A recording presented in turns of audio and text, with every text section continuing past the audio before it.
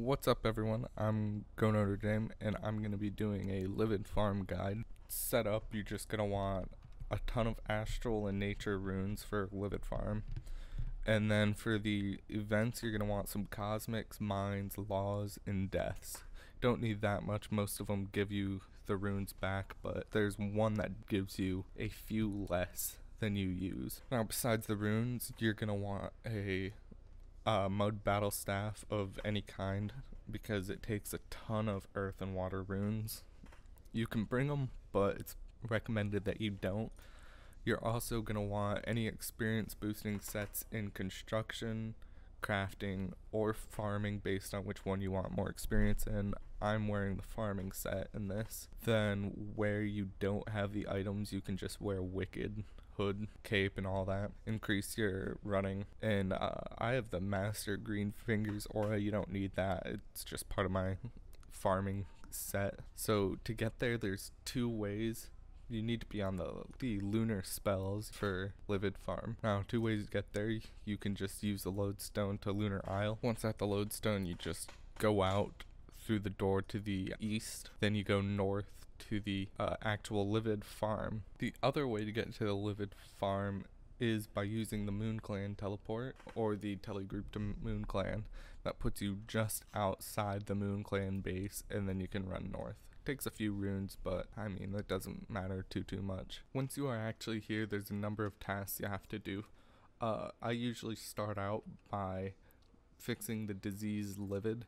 To do that, you just click on it and then guess which one it is. I'll probably be putting up a chart as to the location of which Livid is where, and I'll probably put a download to that picture in the description as well. Second, you have to fertilize the empty patches. These pop up almost randomly. I think there's a pattern behind them, but I'm not sure.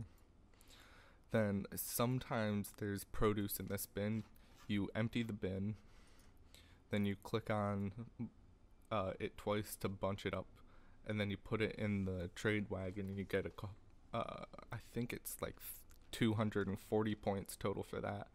Once you do that, then if you still have time, you can take out the logs from here, 2 logs, convert them, and then you put them on the broken parts of the fence, which will look very broken like this. Now, usually when there isn't any produce in the bin, you have to encourage the Pauline Polaris. So you hit encourage, then you find the one that doesn't call her absolute trash. You use that and then you get a few points, and I don't think that takes any runes, but I could be extremely wrong. And this is just a pattern you just get stuck into, just fixing everything. Now, I usually don't do the fence fixing because it's only 20 points fixed per fence and it's not really that good. So I don't go out of my way to do it. I will do it if there's time left before the next phase. Now, the rewards for doing this event honestly aren't that impressive. If you're going for the spells, they're pretty bad, with the exception of remote farming and the vengeance group spell. But the way these points work is when you buy the spell, it doesn't take the points away until you learn the borrowed power one. Then it takes all of your points away, from what I've heard, and then you unlock the ability to get the wishes, which they don't look that impressive either. I mean, they're okay, but I wouldn't buy them. I wouldn't spend more time here than I honestly need to. I absolutely hate this place. It's so slow. Now, there's 3 random events that happen while you're here to my knowledge. One is the Sucka, and you just encourage Pauline. It gives her runes. It's not the actual encourage that you do. Usually you have to encourage her again for the actual encourage action. Then you get a few runes from her. See, I got a couple water, couple earth, and something else. I didn't pay enough attention. That's one of the events.